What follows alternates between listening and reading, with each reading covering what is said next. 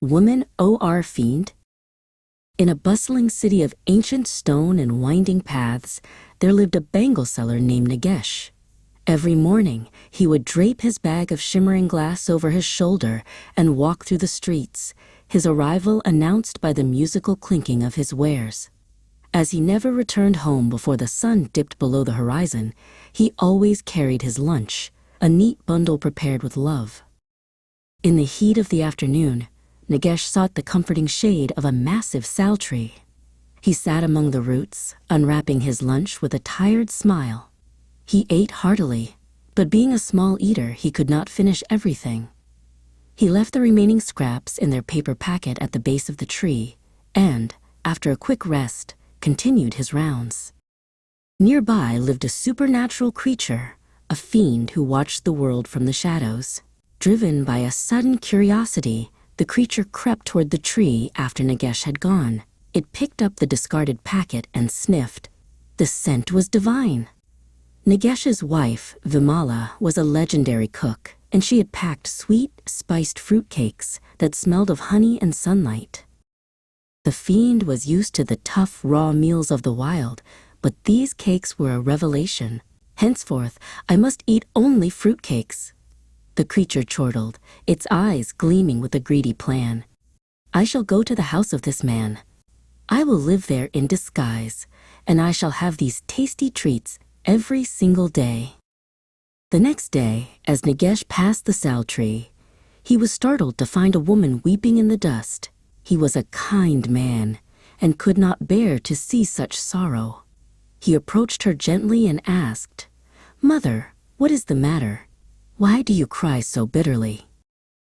The woman looked up with tear-filled eyes and said, "Sir, I have been deserted and have nowhere to go. I have not tasted a morsel of food in many days." Nagesh's heart melted.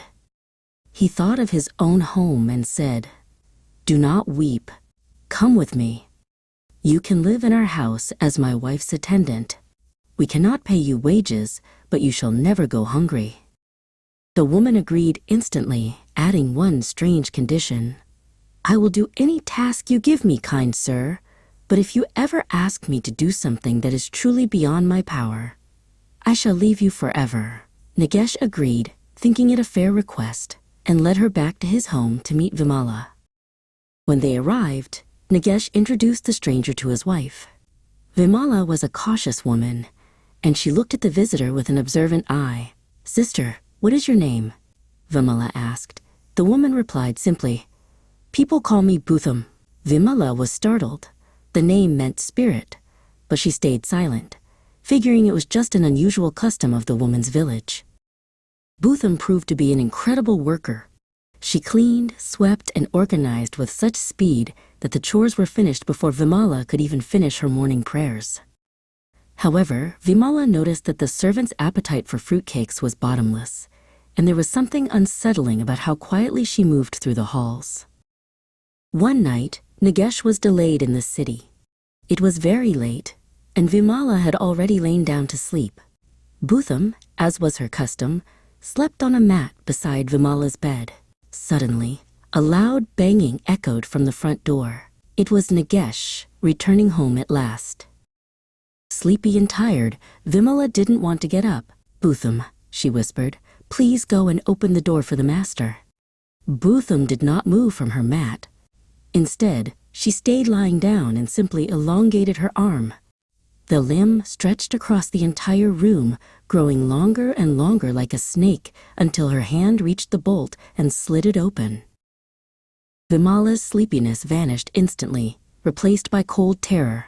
The next morning, she told Nagesh everything. He realized then that the attendant was a fiend. Remembering her condition, he called Bhootham and said, "Build a high stone wall around this entire house by sunset." He was sure no human could do it. But by evening, the wall stood tall and solid. Nagesh trembled, realizing he had invited a monster into his home, and began to wonder how one truly escapes a bargain with a fiend.